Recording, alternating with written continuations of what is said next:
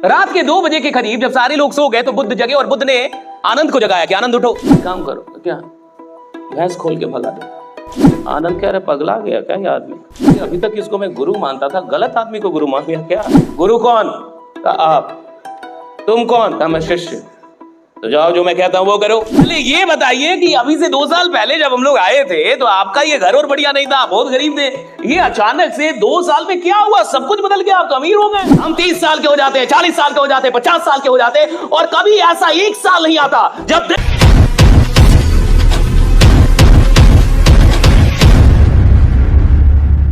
एक बार क्या हुआ कि बुद्ध और आनंद उनके शिष्य थे, प्रिय शिष्य थे, भतीजे थे। जब वो दीक्षा लिए थे तो उनकी शर्त ही यही थी कि जहां भी आप जाइएगा मैं साथ रहूंगा।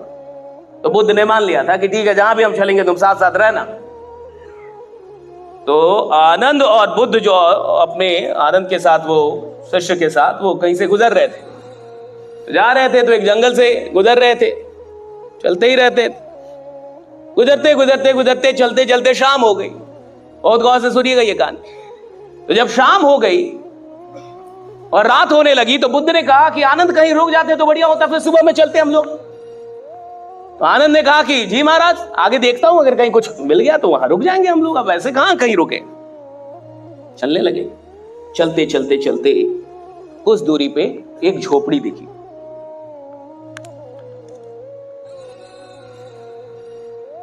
फूस का मकान तो समझ ही रहे होंगे आप लोग। फूस का मकान जो होता है वो देखा, और एक आदमी, 2-4 बच्चे जिनके बदन पे छोटे बच्चे, कपड़े बढ़िया नहीं, फटे उटे, गरीब आदमी दिख रहा था।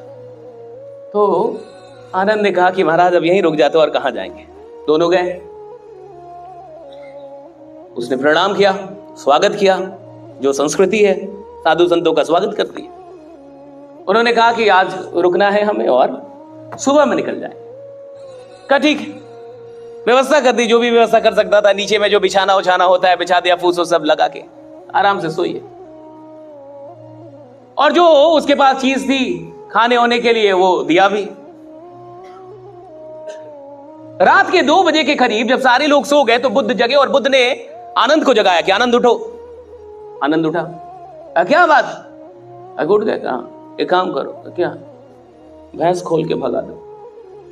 उस गरीब आदमी के जीवन में सिर्फ एक भैंस थी साहब, जिससे उसका परिवार चलता था। 3-4 बच्चे थे और एक भैंस थी। उसी भैंस के दूध से वो बेचता था उसको शहर में जाके और उसका परिवार चलता था।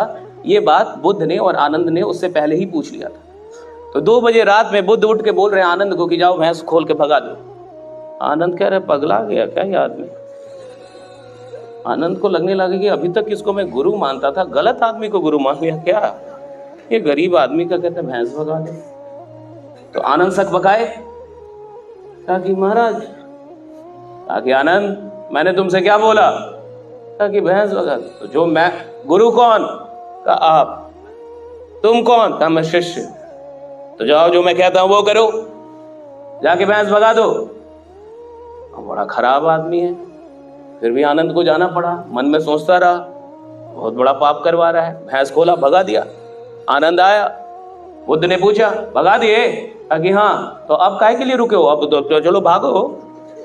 भैंस भगा के कोई रुकता है नालायक? मेंटर, गुरु बहुत जरूरी है, राइट। अब भागो, अब तुम भी भागो, अब यहां से भागना होगा। भैंस भगा के रुक रहे हो। कहा चलिए भागिए। दोनों भागे।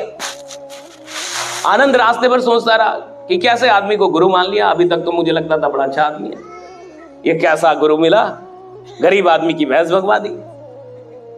बट आनंद क्या करे, बुद्ध को छोड़ के जाएगा रहा। 1-2 वर्षों के बाद बुद्ध और आनंद फिर से गुजर रहे थे जंगल से। फिर से शाम हो गई, फिर रात होना था। बुद्ध ने कहा कि आनंद, अरे कहीं देखो, ठिकाना देखो, कहीं पे रुक चला जाए, रात हो जाए, फिर उसके बाद चलेंगे, फिर सुबह में निकलेंगे। आनंद देखने लगा। कहा कि ठीक है महाराज, आगे देखते कुछ मिल जाए। आगे देखा तो देखा कि एक जगह पे बहुत बड़ा घर बना है, ईंट का, कंक्रीट का घर बना हुआ है। 4-5 बच्चे घर के सामने बड़े अच्छे अच्छे वस्त्र में, बहुत बढ़िया वस्त्र में। कहा कि आनंद ने कहा कि महाराज बढ़िया जगह मिल गई, यहीं रुक जाते हैं हम लोग। कहा कि बिल्कुल सही, चलो। तब तक उधर से आदमी निकला जो उसका मालिक था घर का। मालिक को जैसे ही आनंद ने देखा, कहा कि महाराज ये तो वही आदमी है। ये तो कहा कि हाँ ये तो वही है। बुद्ध ने कहा हाँ ये तो वही है। तो आनंद ने कहा कि महाराज लेकिन ये तो बहुत बहुत गरीब था, फिर ये इतना अमीर कैसे हो गया? तो बुद्ध ने कहा कि चलो उससे खुद ही पूछ लो कि कैसे अमीर हुआ। आनंद को डर भी लगे कि जाए पहचान ना जाए। जैसे ही सामने दोनों गया उन्होंने प्रणाम किया और पहचान गए, कह रहे आप लोग तो उस समय भी आए थे। आनंद कहा आए थे भाई, आए तो थे। आइए आइए आइए आइए बैठिए बैठिए बैठिए। आनंद ने कहा कि वो सब छोड़िए, पहले ये बताइए कि अभी से 2 साल पहले जब हम लोग आए थे तो आपका ये घर और बढ़िया नहीं था, बहुत गरीब थे, ये अचानक से 2 साल में क्या हुआ? सब कुछ बदल गया, आप तो अमीर हो गए। कहा कि महाराज बैठिए बताते हैं। बैठ गए। कहा कि हुआ ये कि आप लोग जिस रात आए थे, कहा कि हाँ, उस रात मेरी भैंस कहीं भाग गई।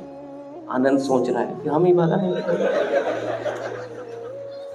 कहा हाँ आपकी भैंस भाग गई, अच्छा। कहा कि देखिए मेरे पास वही एक भैंस थी, वो भैंस भाग गई, अब क्या पता कैसे भाग गई, और उतने दिन से साथ थी लेकिन भाग गई। और फिर हम सुबह सुबह उठे तो आप लोग भी नहीं थे, आप लोग भी चले गए थे, तो आप लोग के लिए भी कुछ नहीं कर पाए। आनंद बोला हाँ हम लोग को थोड़ा सा लेट हो रहा था, हम लोग चल गए थे। ठीक है। तो वो जो भैंस भाग गई उसकी बात से दिक्कत हो गया, क्योंकि वो भैंस ही थी जिसके चलते मेरा परिवार चल रहा था। लेकिन जब वो भैंस भाग गई तो मेरे पास कोई ऑप्शन नहीं था। तो इधर आइए, थोड़ा इधर आइए, इधर आइए, घर के पीछे आइए। दोनों लोग गए। कहा ये देखिए। तो देखा दूर दूर तक हरियाली थी, खेत था, बहुत फसल थे। तो उस गरीब आदमी ने कहा, जो अमीर बन चुका था, कि ये खेत तो उस वक्त भी था जब भैंस थी, लेकिन बंजर था और भैंस से मेरा काम चल जाता था।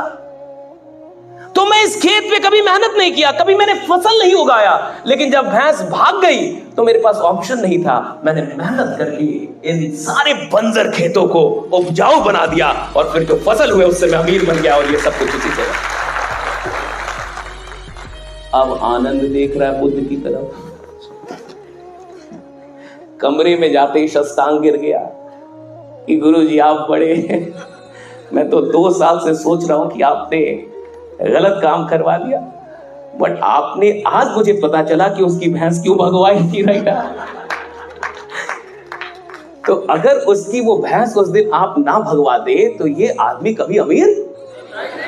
देखिए हर किसी के पास बुद्ध नहीं आएंगे, तुम्हें अपनी भैंस खुद भगानी होगी।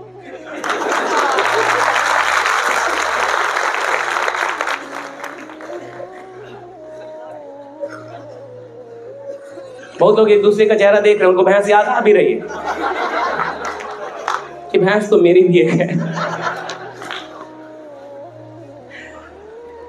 इस धंधे में आदमी बड़ा क्यों नहीं बनता? भैंस मान के बैठा है।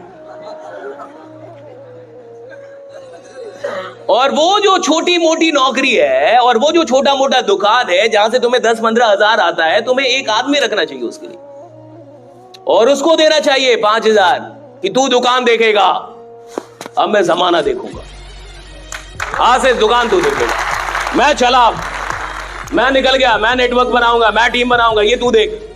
जो काम आपके बदले कोई और कर सकता है वो मत करो। गरीब आदमी वही है। अगर कोई काम मेरे बदले कोई और कर सकता है वो काम मुझे नहीं करना चाहिए।